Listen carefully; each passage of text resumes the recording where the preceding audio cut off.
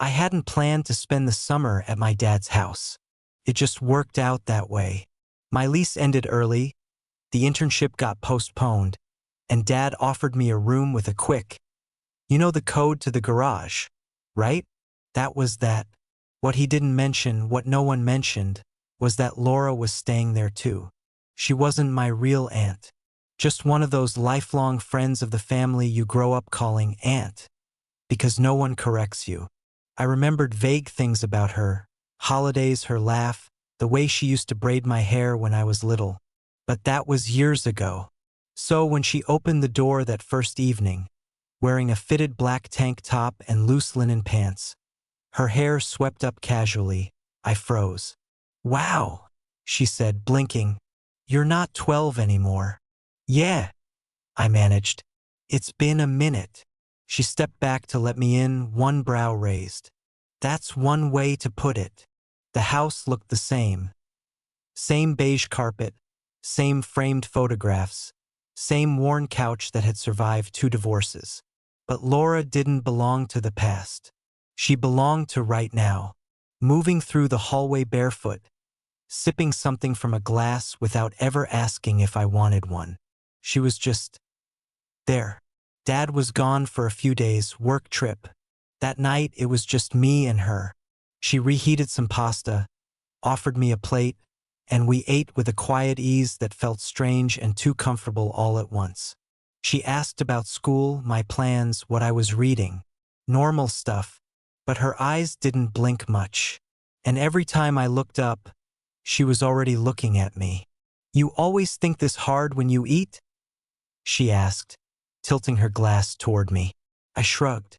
"Just tired." She said. "Or maybe not used to being watched." I froze for half a second. Her smile didn't change. When we cleaned up, I reached for the sponge at the same time she did. Our fingers brushed. Just skin. Just a moment. But neither of us moved right away. Her voice was low. "You've changed." I didn't answer. Later that night, I stepped out of the shower with a towel slung around my waist, steam clinging to my skin. I turned the corner into the hallway and stopped. She was in the kitchen, back to me, pouring something into a glass. The overhead light was off. Only the small counter lamp was on, painting her in soft gold. I thought maybe I could slip past, but she turned, and our eyes locked. She didn't look away. Neither did I. For maybe 3 seconds, maybe 10. Then I cleared my throat and walked quickly to my room, closing the door behind me a little harder than I meant to. I leaned against it, heart thudding, not sure what I was even reacting to. It wasn't just the towel. It wasn't just her eyes. It was something else. Something building. I sat on the edge of the bed, ran a hand through my hair, and exhaled. From down the hall, her voice came, calm, steady, like she was still holding her glass and hadn't moved an inch. "Next time," she said, not loud, but not soft either. "Don't look away." I didn't answer. I just stared at the floor and realized I wasn't tired anymore. I spent the next day trying to avoid her. Woke up early, took my coffee to the back porch, scrolled endlessly on my phone pretending I had somewhere to be. But the thing about avoidance is it only works when the other person isn't playing the same game with better moves. Laura didn't chase me. She didn't try to talk. She just stayed visible, calm, present, moving through the house like she'd lived there forever, which maybe she had, in her own quiet way. I caught glimpses of her reading in the living room, watering plants, folding something at the table. She never looked surprised to see me watching. It was worse because she didn't say anything about the hallway, about the towel, about what she said. That afternoon, I was in my room, headphones on, trying to focus on absolutely nothing when the knock came. 2 short taps. Before I could answer, the door opened. Laura leaned in, holding a drawer handle and a screwdriver. "This broke off the dresser upstairs.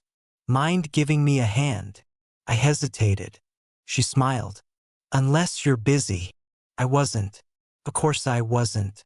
Sure, I said, standing. She didn't wait for me, just turned and walked away, barefoot again, one strap of her top slightly falling off her shoulder. I followed up the stairs, staying 2 steps behind, and tried not to think about how quiet the house had gotten. The guest room was half set up, bed unmade, boxes half unpacked, sunlight slicing through uneven blinds. She handed me the handle and pointed at the drawer.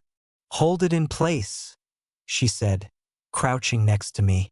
I knelt beside her, the wood smooth against my fingers. She leaned close, using the screwdriver slowly, methodically. Her shoulder brushed mine. Once, then again. "You always this quiet?" she asked. I kept my eyes on the drawer, just focused. She tightened the screw, then stopped. "You used to talk more. When you were younger. I also used to wear light-up sneakers." She gave a soft laugh. "You were curious back then," she said. "Always watching things. You never asked questions, just stared until you figured it out." I didn't know how to respond. She handed me the screwdriver. "Your turn."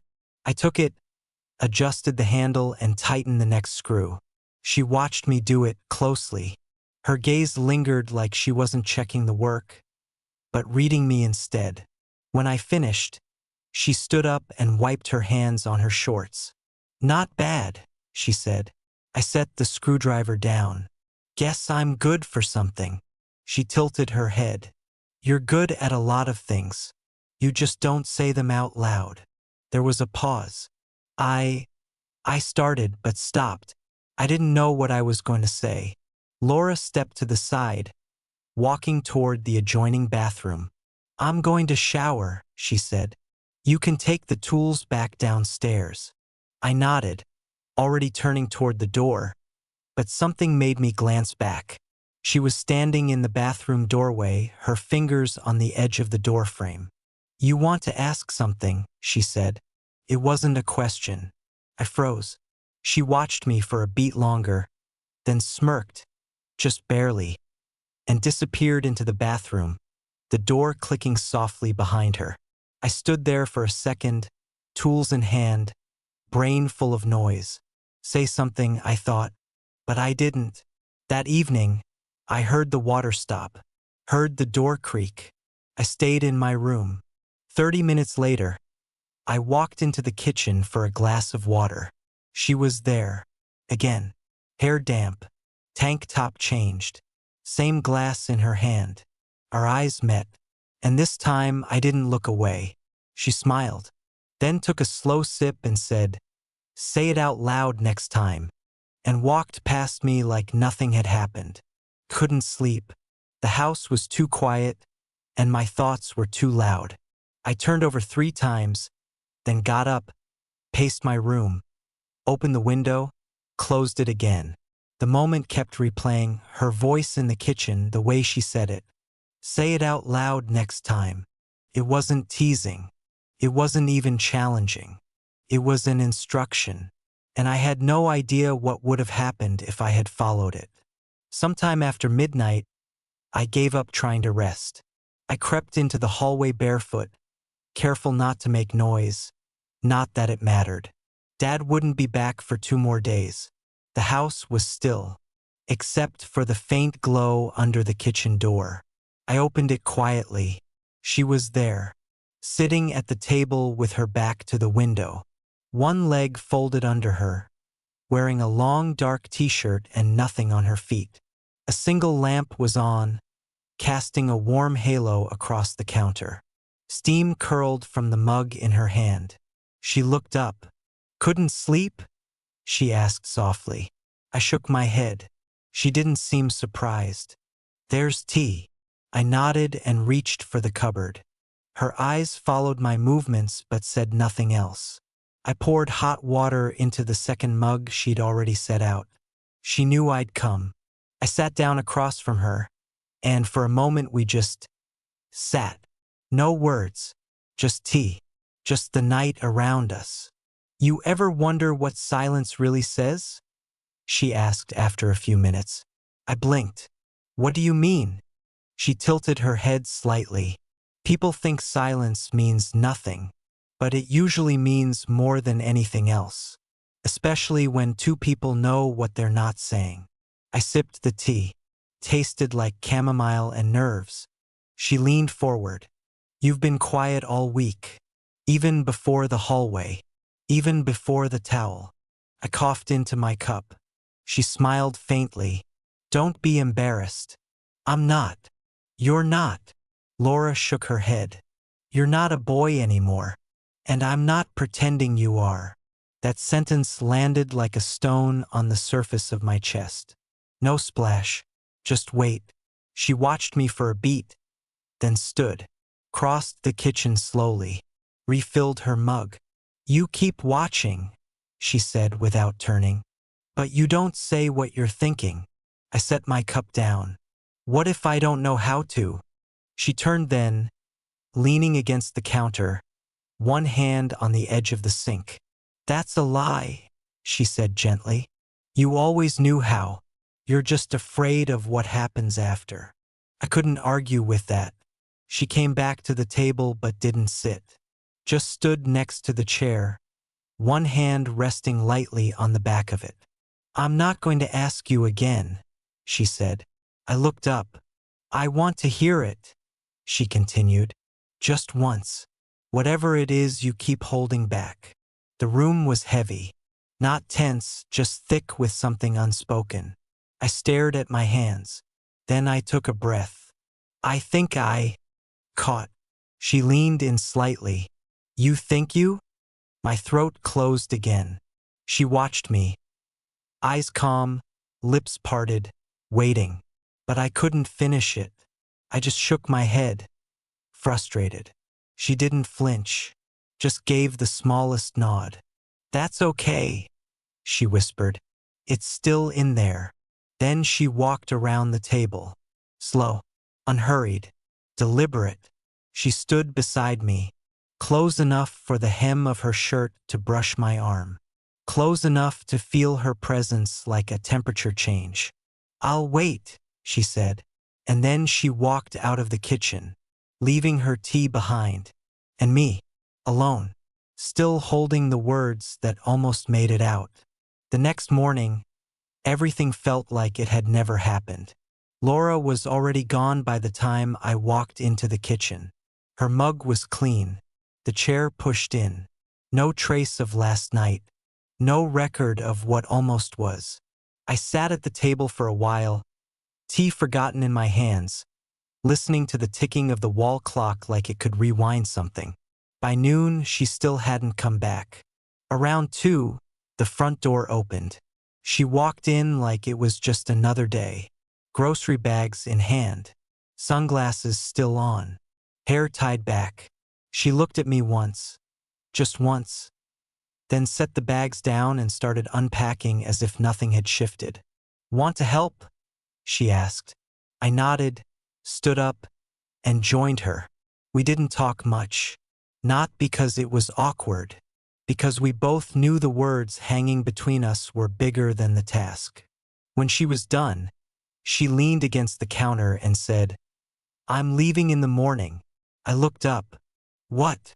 Just for a few days, she clarified. Gallery stuff. Work. I need to check in on some installations. Oh, I said. She studied me for a moment. I thought you'd be relieved. I'm not. That made her pause. She looked down at the bag of oranges she hadn't put away yet. Her fingers curled around one.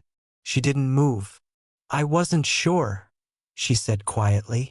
If I stayed any longer, I didn't know what I'd do. The room felt still again, like the air had stopped moving. She turned to go, but I stepped forward. Wait. She looked back. I stood there, words rushing toward my throat, but they didn't catch this time. I keep thinking about that night, I said. The kitchen, the way you looked at me, the way you said you'd wait. She didn't speak. I didn't say it then, I continued, But I want to now. I took a breath, met her eyes, and said it. I want you. There it was. Out loud. Clear. Undeniable. She blinked once. Slowly. Then took one step toward me. Then another. Until we stood almost toe to toe. She looked up at me, her expression unreadable. But not cold. Not surprised. You said it, she murmured. I did. And now. I didn't answer. I didn't have to. She reached out and brushed her fingers along my sleeve. Lightly, thoughtfully, as if still deciding what to do with the truth. You know this changes everything, she said. I know. And if I leave tomorrow, you'll still feel the same. I will. She exhaled, then leaned in. Not to kiss me, not to touch, just to whisper something I didn't expect. I wanted you to say it because I needed to know you meant it. Her voice was steady, soft. And now you've said it, she continued. And I believe you. I waited, but she didn't move closer. Instead, she stepped back, picked up the bag of oranges, walked to the fridge, quietly placed them inside, then turned to face me again. No promises, she said. Not yet. But now we both know. And that was somehow enough. Later that evening, we sat outside on the porch as the sun dipped behind the trees. She drank tea. I drank water. We didn't talk. We didn't need to. The silence was different now. No longer full of questions. Just answers we weren't afraid of anymore. When she stood to go inside, she paused in the doorway, turned back, and with a look that said more than any sentence ever could, she said, I'm glad you said it. Then she went in. I stayed outside a while longer. The wind moved softly through the trees, and for the first time all summer, I felt quiet inside too.